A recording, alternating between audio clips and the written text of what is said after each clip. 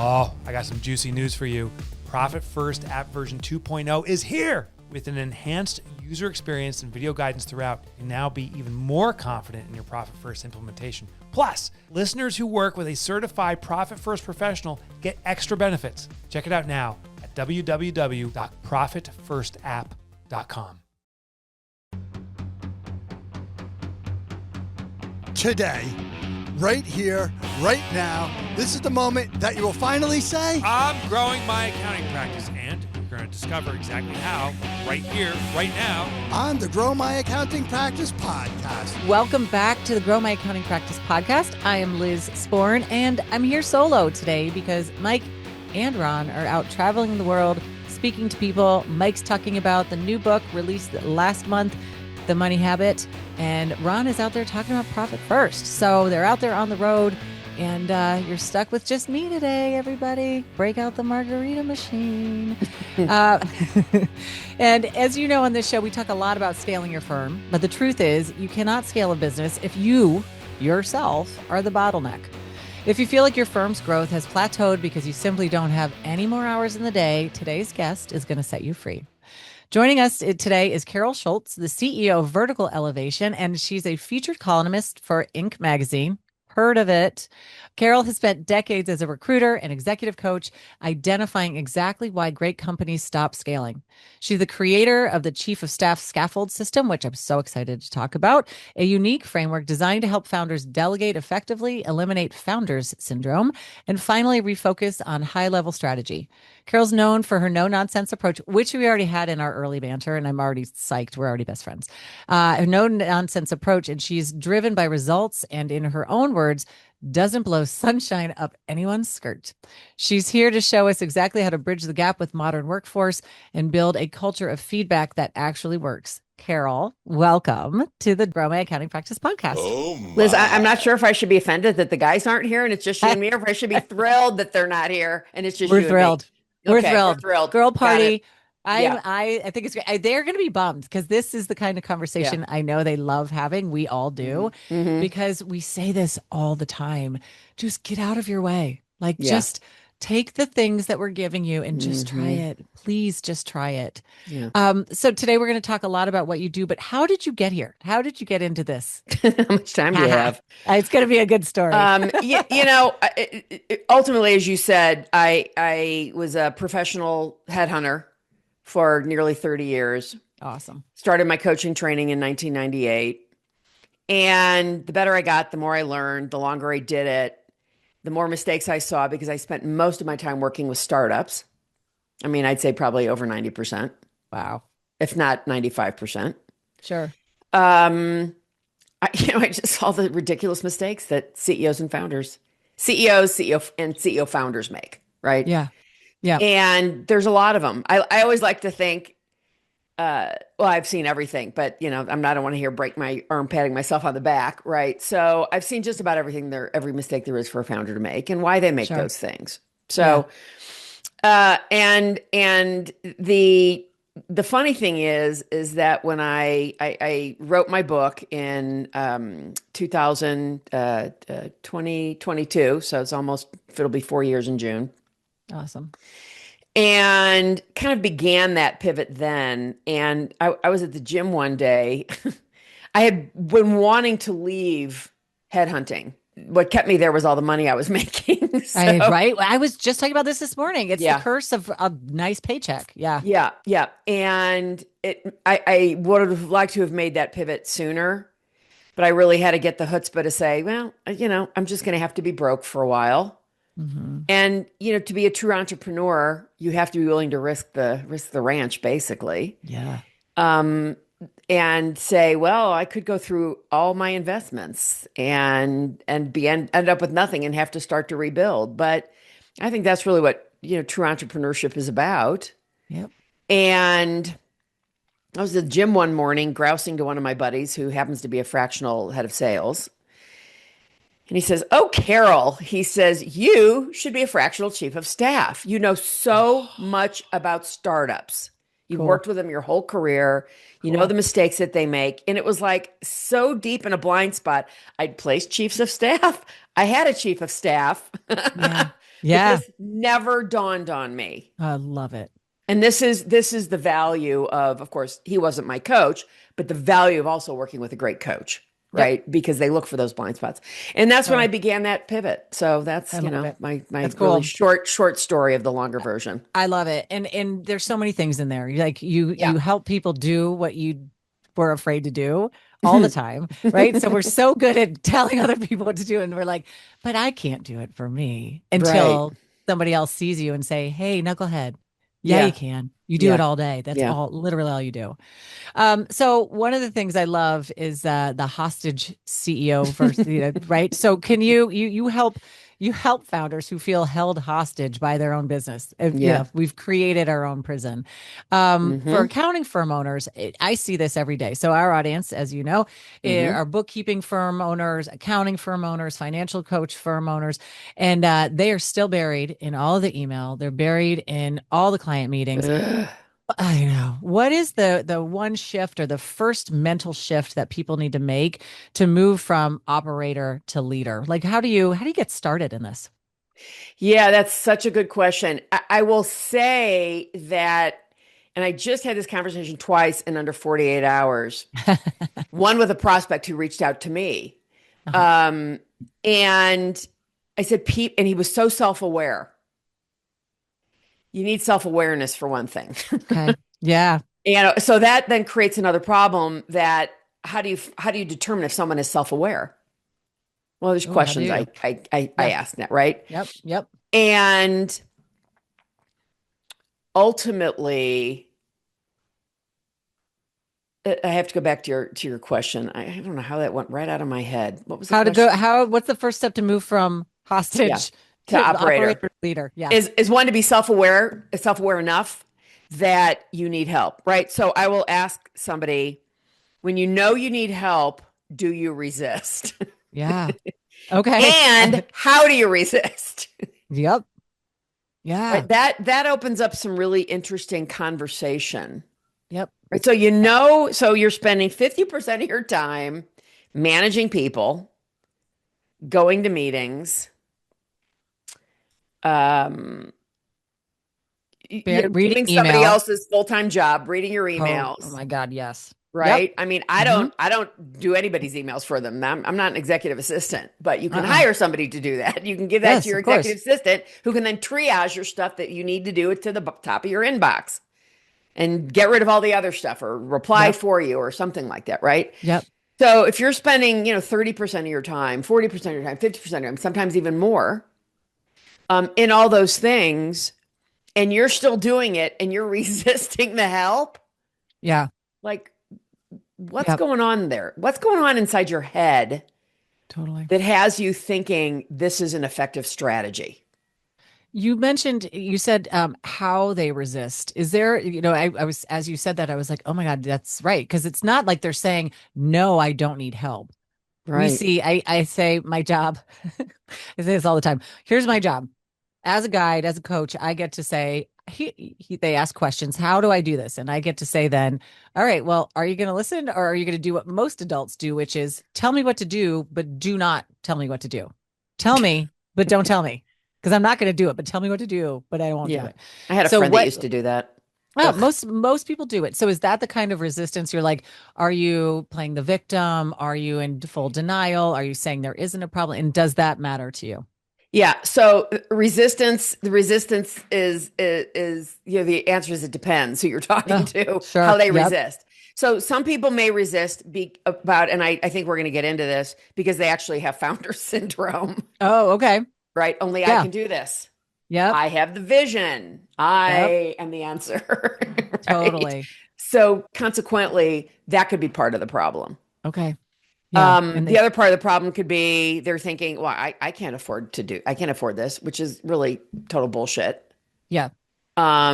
Because if you are an entrepreneur and you are unwilling to invest in your business, you have no business being in business, Yeah. Correct. period. Yep. Yep. Okay. Yeah. Agreed. And have you ever met somebody who, oh gosh, I really don't have any money, but boy, I sure want that $500 pair of boots. Correct. And they find that money. Now, of course, Yeah. hiring somebody to help you is going to cost considerably more than $500. But people find the money when they realize that this is Correct. something that they need.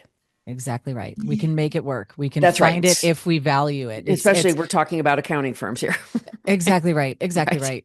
right. Yeah. I want to move into one of the you mentioned this already, the chief of staff role, which I had never really thought about in this capacity. I always Yes. think like, government or something. Yeah. Right. So you've developed a chief of staff scaffold system. Mhm. Can you just tell us why is chief of staff the secret weapon? What does that mean? How do people use it? And does it matter how small the firm is? Can Right. anybody have a chief of staff?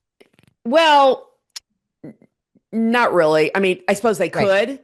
I mean, yeah, sure, anybody can have a chief of staff, but anybody can't have what I do because you really need to have revenue, you need to have Yes. people. Otherwise, why are you spending all the money on bringing me in fractionally? Sure. That's just silly, right? Yeah. So, So what do you do? What I, is that? I tend to work within $1 to $40 million companies. Now, I've Okay. worked with larger companies, of course, but that's kind of my sweet spot. Those are the Okay. companies who really need help. Yep. So it's the scaffold system, and we thought a lot about what to call it because scaffold is temporary, Hmm. right? So it's really a 3-phase, 9-step, about 12-week process. And phase 1 is discovery, gap analysis. Let me look at what's Yep. not working for you and for your team, right? That's the first piece. And then building based on the results I get there, building an organizational plan to move forward. And then reestablishing communication structures. That's really about the first 4 weeks, the first month. Yep. And then I move on to establishing protocols for improvement loops, meaning creating an action framework that correlates performance insights to necessary steps so you can constantly improve. But so as I'm working with leaders underneath the CEO, Yep. I'm able to find out what are they missing in managing their people? Is it communication? Are they actually giving their people the rope to hang themselves and letting them Yep. be free to do their jobs? Have they hired properly? I go in and because of all the years I was a headhunter, I rewrite position descriptions. I build Cool. competency models so we can now use them for performance reviews and for hiring new people. Awesome. It's one of the biggest mistakes companies make when it comes to hiring, Liz, is that people don't know what the specific measurable results that they're required to have are. Yes, ma'am. Right? People are so, how often have we read an article in Business Insider or the Wall Street Journal or wherever that talks about, all my performance reviews were really fantastic. Yep. I don't know why I got laid off. Right. Well, if you had something that really said this is the specific measurable results you have, so working on that and freeing, and running meetings for the CEO. Right. We set up a structure where, kind of a go no go situation. Right. So Yep. does the CEO need to give a definitive yes or no on something?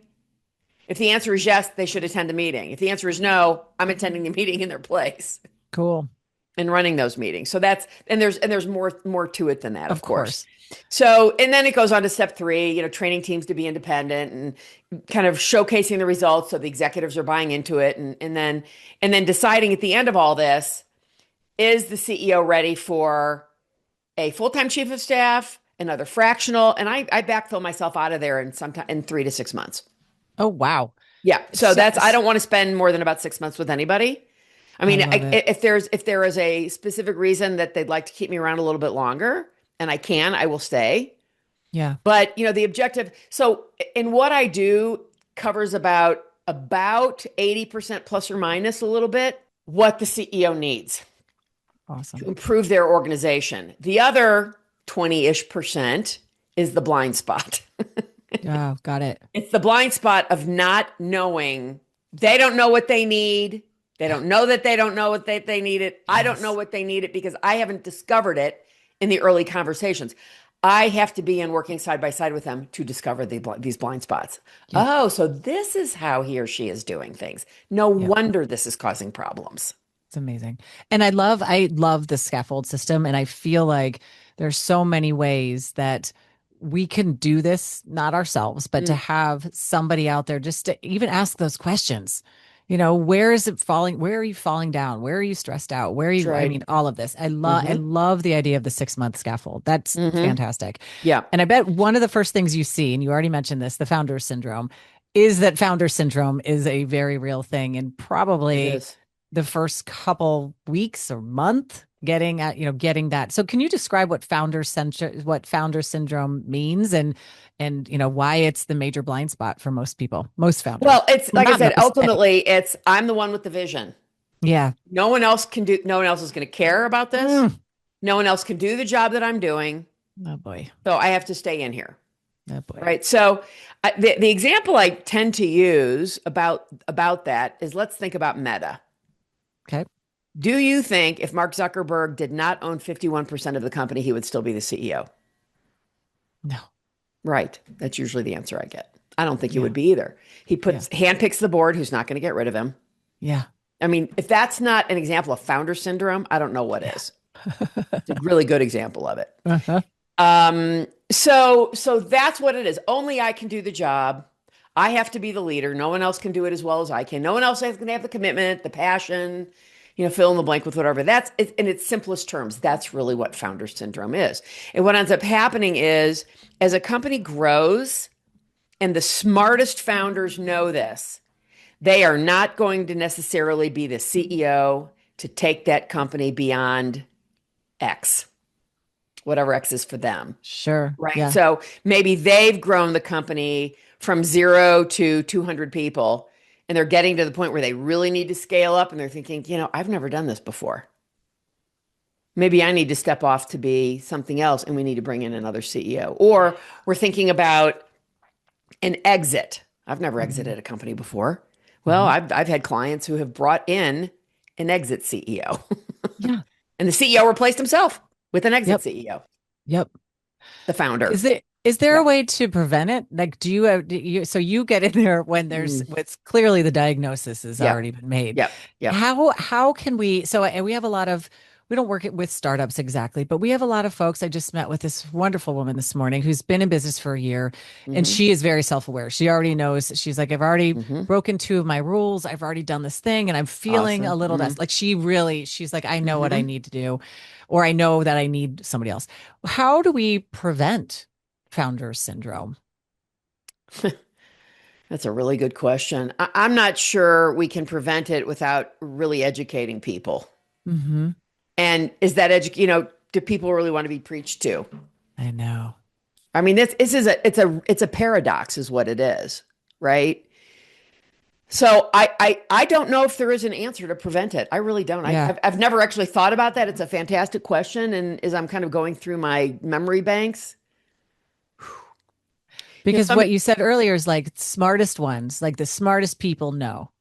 And so I'm Mhm. like, is it intelligence? Is it experience? Is it something when they've been through maybe three businesses already and they're like, dude, that did not work. I got to Yeah. move out of my way Well, that is faster. often, in my own podcast, we pivoted my podcast. I think it's been about a year and a half but in the earlier days, the first, let's say 3.5 years of my show, I interviewed founders, and those are some of the questions I would ask, Mhm. right? Because they'd say, well, what have you learned? What are the Yeah. mistakes that you've made? Yeah. And I would say the lowest common denominator were things like that, right? So, well, I realized this was not the right way to do it. So, Yeah. and I figure I had to make a change, right? I tell people all the time, or at least I used to. I mean, certainly when I was a headhunter, I did. Yeah. People always think, oh, big companies they're the most stable. And I call BS on that. That's total. I mean, Oh, have you looked out lately? yeah. I And agree. startups can be incredibly stable if you ask the right questions and you look Sure. at, right, like, has this person ever founded a company before? Yeah. Right? Because a first-time founder has a greater probability of failure than success. It's not a Yeah. guarantee, but that's just the Yeah. probability. Yep. A multiple time founder has a greater possibility of success Yeah. than failure, but that's also not a guarantee. So Yeah. look at, like, who's the executive team? Who's running the company? What's their experience? Who's supporting them? I mean, do they have advisors that actually know anything? Yeah. I met a founder and he had an advisor and he's building some recruiting platform thing. And I'm thinking, and he hired an advisor from some consulting firm. And I thought, in what world does this guy know anything about what you're doing? Well, he hired people. Oh, I hate to break the news to you. That is not a reason to hire an advisor like that. We've all hired people. I'm Yeah. not good at that job. I'm not going to do that. I've hired plenty of It's people. really, really hard. And, it's gotten worse. Well, this is a whole separate conversation. It's gotten worse because everybody thinks, well, we'll just post a job and pray that we find the right person. That's not recruiting. I hate to break the news to you. Yeah. That's not what an old-fashioned headhunter does. No. And that's where I know you and Yeah. Ron could have really Yeah. chewed the bit on that one because Yeah. he could talk recruiting all day. And Yeah. it's different. I mean, y'all Mhm. are looking for so many different things than I would be looking on my one job post that I have. You know what I mean? He can So- have me back to talk about that sometime. Okay, good. Yeah, that's fine. Perfect. Perfect. I want to switch gears. Speaking of people, you talk about Gen Z, and Mhm. I hear the grumbling from so many people Yeah. about Gen Z and how.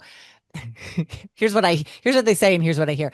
They're like, oh, they just want all this time off, and they want, and I go, I hear they're actually sticking up for themselves and being very clear about what Yes, they want, they which are. is what this Gen Xer never did. I was just Yeah. talking about my daughter who's having a terrible time with one of her teachers. She's a sophomore.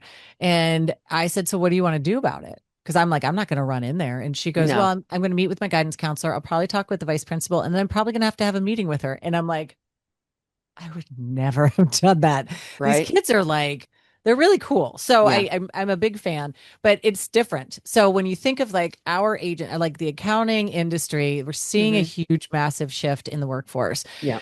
And you're talking about what Gen Z really needs from leadership. So what are some things that you help owners, leaders to know about Gen Z and how to work with them differently? So first of all, whether you're working with Gen Z, millennials, X, or a boomer, right? Now we were all raised differently, right? I'm just right on the cusp of X. And here's the thing. You have to communicate with people and ask what they need to be successful. Regardless Shocker. of who it is. Yeah, that's a big surprise. I know. Yeah. Yeah. Talk and ask a question? What? Yeah, who would do that? Yeah, newsflash. And that's really with Gen Z, I think that's not that it's not important with millennials or X's or boomers, right? It is especially critical with Z because they've been raised differently. They've been raised with technology. We were not raised with technology. Right. So they have access to things that, were a blind spot for us because we didn't know we needed an iPhone or that an iPhone was even possible. Or, what was the music thing that they sold before the iPhone? Help me. iPod. iPod. iPod. Right. The iPod. The So iPod. cute. Yeah. Yeah. I think I still have an antique one in my drawer. Same. And ultimately, I always say, and in the interview process, talk about that. Talk about this. What is it you need from me to be successful? What is it you need from me to be happy with your job? Now, that doesn't mean you're going to get everything. Let's make that really clear. There are going to be some times where you're just not going to get everything because not everybody gets everything. It's just the way of the world. Right. So you're going to No have matter to what generation you are. Right. So let's talk about your need to haves. Like, what are the need to haves you need? Yeah. To be happy here, to be successful here. What are your needs from me as a manager, as your leader?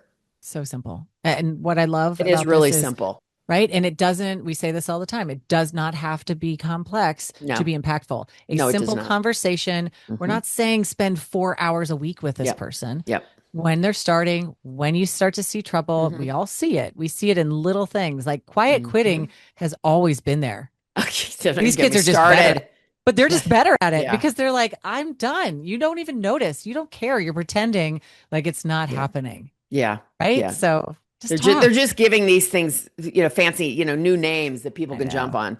I know. And that, quiet quitting has always been there. It's not new, just has a new name. Correct. So another question, last-ish question. Building a culture of feedback. Yes, so going good. back to starting with this conversation, starting with asking simple questions. What do we need to build a culture of feedback without Ron loves to say that I'm too nice to everybody. when I'm actually not, because I don't really like everybody. I just happen to like a lot of people. But I don't want to blow sunshine up people's butt and either, right? Yeah. So what's the balance there? How do you help with that? Yeah, I'm glad because I was just going to bring that up. So that's fortuitous that you said that. So the culture of feedback must be driven by the CEO, owner, whoever that top person is. Okay. Mm, And they have to have a commitment, not a want, a commitment, right? Like they're going to just keep going no matter in the face of it not working out. Okay. That's the difference between want and commitment. yeah. And they have to really be committed to hearing the things they might not want to hear. So they have an all hands meeting and they introduce this idea to their organization. Hey, anybody ever hear the term culture feedback? What do you think that means? Right. So start asking questions, engage in a conversation. Some people are going to say, well, I think it means this and I think it means that. And they're probably pretty close to it being exactly what you want to build.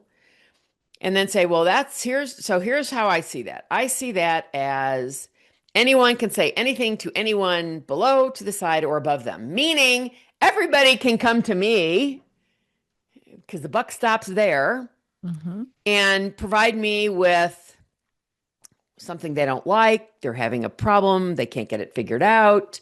Things that they think would help the company work better. And guess what? You don't get to worry about your job or being thrown under the bus.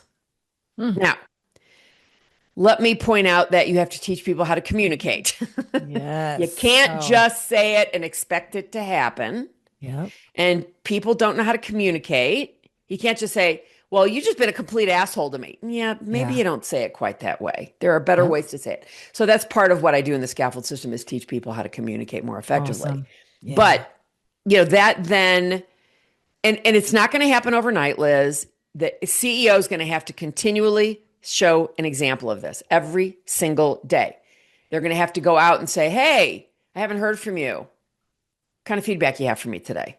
At some point, people will realize they can actually, and if you've got leaders underneath you that are not willing to be part of that culture of feedback, I hate to break the news to you, you're probably going to need to get rid of them. I mean, Yeah. you can offer them coaching to find out what's going on there. I mean, I wouldn't just fire somebody, Of but course. when sometimes you work with somebody and you realize, oh, that's the reason. That's Yep. what's going on that Yep. that they don't want because grew up in a family that they had nothing but people criticizing them. Yep. Right? One of my best coaches said to me years ago, Carol, you don't have business problems, you have personal problems that show up in your business. Oh, yeah. Amen. So you need to work with Amen. that. You need to give them the benefit of the doubt. Yeah. And then after doing that work with them, if it just doesn't work, then you need to really look at replacing them with somebody who can be on board with that kind of communication. I love it. And is that something you always have to build the culture of feedback when you go Most in? mostly, yeah. Yeah, it's amazing. And I know Mike and Ron have done a lot of work over the years. So Hmm. I've been here for 6 years. The company's a little over 10. Yeah. They did a lot of work. And Ron says this all the time. You wouldn't even know. You can't even believe who I've become compared to how I was when I started here. And they did a lot of work with each other as Wow. business partners on themselves. Like Hmm. I'm the beneficiary of it because I wouldn't have I wouldn't have taken it. So I'm like, Right. I wouldn't be here if you guys didn't do this. But it's Hmm. very intentional that Hmm. we have a very open, honest relationship. I That's can right. push back in a way. And I love that you said you have to teach communication. That was my first business was professional development. And we Hmm. did so much about communication because just because you're typing and talking doesn't mean you're communicating, as you well Right. know. And so being able to express myself in a way that Hmm. won't get me fired, won't have you be super passive aggressive and say it's fine and walk away and whatever. Hmm. It's a big deal. And so it's working in a place that lives that. As you were saying this, it reminded me of one of Mike's favorite or famous quotes from Profit First is profit is not an event. It's a habit, Mm. right? That's really interesting. Yeah. Feedback culture is not an event. It is a Right. habit. And Right. like you said, you have to go back and revisit. And it's a muscle, it's a habit. It Hmm. doesn't happen once. Everybody has their own baggage. People are coming to you, like you said, we weren't allowed to talk as kids, or we weren't allowed to do this, or Hmm. personally have corporate PTSD where I would say things and I would get Yeah. reprimanded and sent to Siberia Mm. professional Siberia for just asking a question. I was like, so I came here and I was like, I don't really believe you yet. I'm not going to say anything. I don't want to get in trouble. Right. Yeah, I love this. I love this. So thinking of, we've talked about the founder syndrome. We talked about Gen Z. Knowing that the majority of our listeners have, about between 5 and 10 employees in their business, if they feel that they might have some founders syndrome, what's one of the first things, in addition to being self-aware, knowing they have something that they could do to sort of move forward and get out of their own way? What's one of your first things? They need help. That's what they need. Okay. Yeah. Right. And and depending on what that help looks like, right? I mean, I had somebody say to me, in fact, today, well, have you considered just, selling short-term coaching? I mean, you've got 27 years of coaching experience. Yeah. And maybe I said, so you're suggesting the land and expand model. He goes, yeah. I said, oh, that's really kind of an interesting idea. Yeah. So, maybe that's what they look at first. They may look at this, at least what I do, the scaffold system, and think, boy, it seems a little overwhelming. Could we start with something a little simpler? Yeah. And, then I get to see what's standing in their way. So, Cool. I mean, whatever that outside help is, all I would say about that is talk to different people, look at the outcomes you're looking for. All right, what's the outcome you're looking for? Do you need to be freed? Are you drowning in 6 inches of water? Yeah. Many of these founders are drowning in 6 inches of water, right? That's Totally. the whole hostage situation. Yeah. And they just are like, why am I drowning in 6? I could just step right out of it. Yes, you could. Yep. But you still have to put the right structure in place to do so. Yep. So what does that look like for you? Right. I love it. Yeah. The first step is just admitting we have something, and then who can help me with this? Because Right. I can't get out of my own way. That's great. How can people get in touch with you? How can they learn more about you or your writing, or what's the best place for people to best find place you? to find it is on my website, verticalelevation.com. You can book an appointment with me. You can read all about the scaffold system and all the other interesting things that we do. You can link up to my podcast. You can link up to my book. You can link up to my column in Inc. magazine, all those things. Awesome. I love it. Carol, this has been really fun. Thank you so much for your time today. I'm coming to see you if I'm ever in Colorado. Just know Please that. do. I'm going to ride some horses, even though I've been bitten by a horse. So I'm a little my skittish. horses generally don't bite. I didn't think most horses ever They're bite. pretty good horses. Okay, good. I don't tolerate this is- biting. Right, but I'm Or sure kicking. I'm sure you have very well behaved horses. I do. Thank you so much for being here. I appreciate you. And to anyone who's interested in learning more about Carol, you can find out all of the information on our website. If you're interested in learning more about Profit First Professionals, please go to profitfirstprofessional.com. On there, you'll see 2 choices. One is become a Profit First Professional. The other is work with a Profit First Professional. Click on the Become, and you'll set up a call with myself or with Ron or with Billy Ann, and we'll share a little bit more about what being a member of Profit First Professional means. In the meantime, thanks, everybody. Have a great day.